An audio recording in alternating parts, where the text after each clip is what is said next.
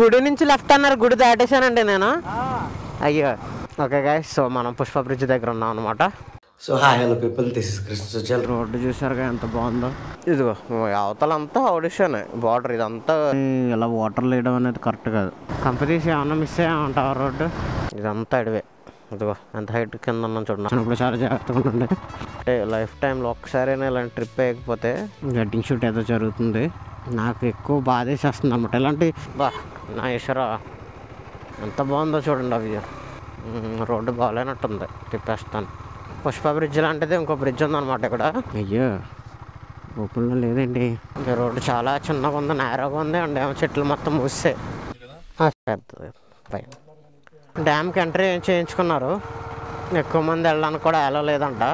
చాలా హైట్లో ఉంది కదా, చాలా సడన్గా చల్లగా అయిపోయింది.